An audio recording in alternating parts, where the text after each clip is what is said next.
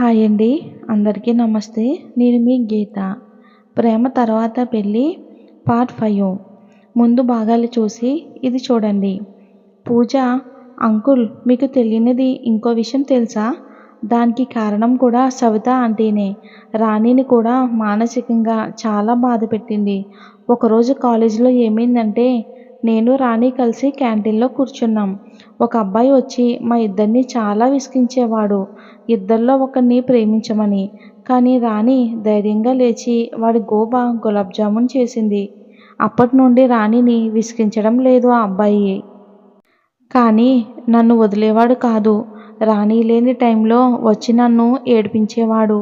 ఒకరోజు నన్ను బలవంతం చేయబోయాడు. అప్పుడే రాణి నన్ను కాపాడి వాడిని చితక్కొట్టింది. ఈసారి ఒళ్ళు మొత్తం గులాబ్ జామున్ చేసింది. కాలేజీ నుంచి వాడు వెళ్ళిపోయే వరకు వదల్లేదు. ఈ విషయం మొత్తం మా అమ్మకు చెప్పాను. మా అమ్మ రాణి కాపాడిందని తెలిసి చాలా బాధపడింది.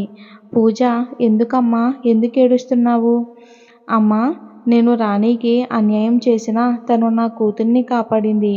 నువ్వు రాణికి అన్యాయం చేయటం ఏంటమ్మా అని అడిగితే పూజ జరిగింది మొత్తం చెప్పింది వాళ్ళమ్మ. అప్పుడు నేను జరిగింది వాళ్ళ నాన్నకి చెప్పుంటే ఇంత జరిగేది కాదు. నేను కూడా సహాయం చేశాను ఆ పాపపు పనికి. ఇప్పుడే నేను సవితతో మాట్లాడి వస్తా అని మీ ఇంటికి వచ్చింది. మా అమ్మ జరిగిందంతా సవిత ఆంటీకి చెప్పి ఇక నుంచి అయినా రాణిని బాగా చూసుకో, కష్టపెట్టకు అని చెప్పింది. అయ్యో, ఇంత జరిగిందా?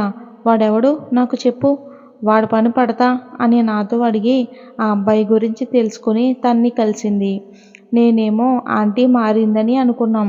కానీ తన ఫ్రెండ్ కూడా రాణిని సపోర్ట్ చేయటం తనకు చాలా కోపం వచ్చింది.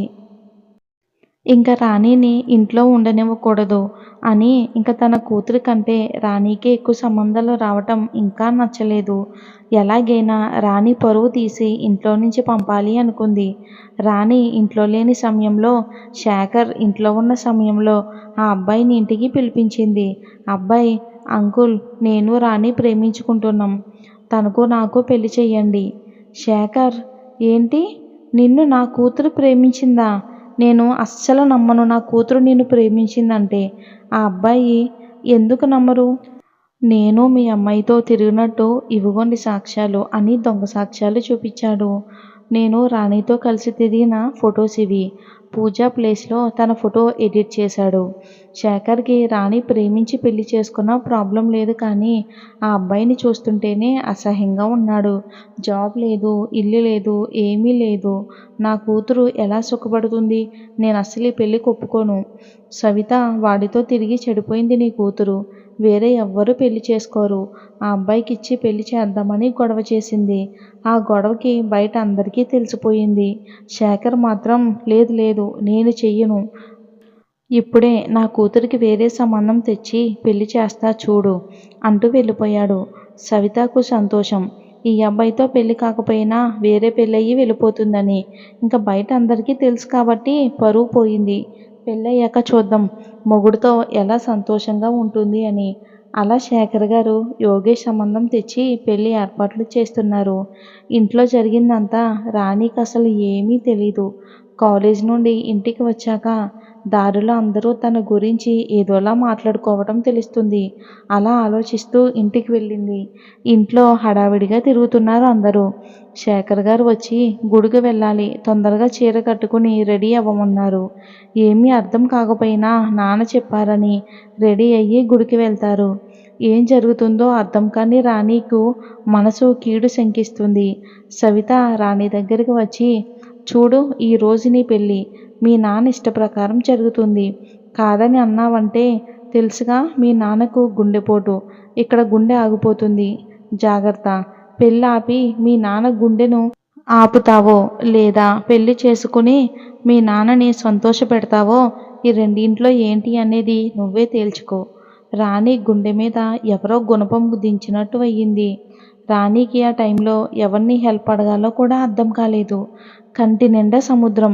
ఎప్పుడు తుఫాన్లా బయటకు వద్దామా అని తొంగి చూస్తుంది. ఎవరో పీక పట్టుకున్నట్లు ఉంది. కాళ్ళు చేతులు ఆడడం లేదు. తెలియని అలజడి. అర్థం చేసుకోవలసిన నాన్న ఇలా చేస్తున్నాడు. నన్ను ఒక్క మాట కూడా అడగలేదు. ఎందుకని నాన్న నా చదువు ఇలా మధ్యలోనే ఆపడం ఎందుకు అసలు ఇదంతా? అలాగే ప్రాణం లేని బొమ్మల పెళ్లి పీటల మీద కూర్చున్నాను. నాన్న మాట కాదనలేక. పెళ్ళి అయిపోయింది. కానీ అందరికీ ఒక డౌట్ ఉంది. యోగేష్ ఈ పెళ్ళికి ఎలా ఒప్పుకున్నాడు అని. ముందే చెప్పాను కదా, రాణికి చాలా సంబంధాలు వచ్చాయని. అందులో ఒకటి శేఖర్ గారు తొందరగా చేద్దామంటే నా కూతుర్నిస్తా అని చెప్పాడు. రాణి యోగేష్కి నచ్చడంతో సరే అన్నాడు. అలా జరిగింది. పెళ్ళి తర్వాత గుడిలో పెళ్ళి ఆపుదామని వచ్చిన పూజ చూసి షాక్ అయ్యింది. తర్వాత హ్యాపీగా ఫీల్ అయ్యింది. రాణి పూజని చూసి దగ్గరికి వెళ్ళి ఏడ్చింది. ఎందుకు ఇలా జరిగింది? నేనేం చేస్తా? అసలు నీకు తెలుసా? అమ్మ లేకపోయినా పిన్నినే అమ్మ అనుకున్నా. కానీ ఇలా అమ్మ నాన్న కలిసి ఇలా చేశారు. చూడు పూజ అని బాధపడుతుంది. రాణి బాధ చూడలేక జరిగింది మొత్తం పూజ రాణికి చెప్పింది. అది విన్న రాణి గుండె ముక్కలుగా పగిలిపోయింది. నిజమేంటో తెలుసుకోకుండా ఎవడో వచ్చి చెప్పిన మాటలు నమ్మి నాన్న ఇలా చేశారా? ఒక్కసారి కన్న కూతుర్ని అడగొచ్చు కదా. కూతురి మీద నమ్మకం కన్నా ఎవరో పరాయి వాళ్ళ మీద నమ్మకం ఎక్కువ.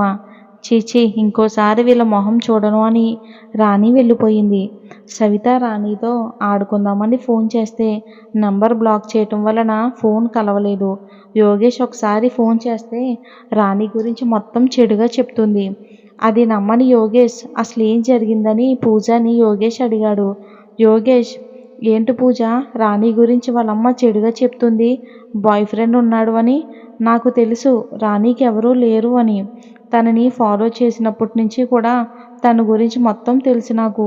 తనకు ప్రపోజ్ చేస్తే ఒప్పుకోదు అనేగా నేను మా అమ్మ నాన్నతో సంబంధం తీసుకుని వెళ్ళాను. పెళ్ళి తర్వాత ప్రేమిస్తుందిలే అని ముందు వాళ్ళ అమ్మ నాన్నని ఒప్పించాను.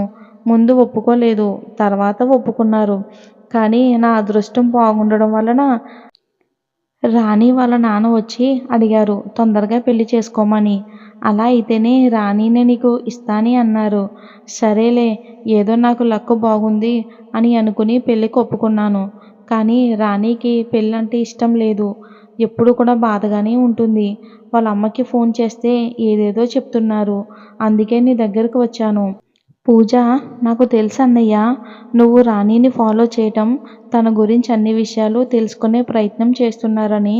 నేను మీ గురించి తెలుసుకున్నా. మీరు రాణికి కరెక్ట్ అని నాకు అనిపించింది. నేనే తనకి చెప్దామని అనుకున్నా. కానీ మీరే తనకు చెప్తే బాగుంటుంది అని చెప్పలేదు. కానీ మధ్యలో ఇలా పెళ్లి జరిగింది. నేను ముందే బాధపడ్డా. కానీ గుడిలో రాణి పక్కన నేను చూసి హ్యాపీగా ఫీల్ అయ్యాను. రాణిని బాగా చూసుకుంటావని నమ్మకం. ఏ కష్టం రానియ్యకు, సరేనా అన్నయ్య? యోగేష్ సరే అని. రాణి చదువు ఆగిపోయింది కదా, ప్లీజ్ ఫీజు నేను కడతాను. ఫార్మాలిటీస్ అన్నీ నువ్వే చూసుకో. రాణితో నువ్వే మాట్లాడు. నాతో సరిగ్గా మాట్లాడింది లేదు, సరేనా? బాయ్ అని చెప్పాడు. ఇది అసలు ఇప్పటి వరకు జరిగింది మొత్తం చెప్పింది పూజ. సవిత ఆంటీ వల్ల రాణి వాళ్ళ అమ్మకు దూరం అయ్యింది. జీవితంలో ఒక్కసారి జరిగే పెళ్ళి కూడా తనకు తెలియకుండానే ఏడుస్తూ చేసుకునేలా చేసింది. శేఖర్ అంకుల్ని తప్పుదారి పట్టించింది. ఇప్పుడు చెప్పండి తప్పు ఎవరిది అని నిలదీస్తుంది. ఇది ఫ్రెండ్స్, మరి వచ్చే భాగంలో ఏం జరిగిందో తెలుసుకుందాం.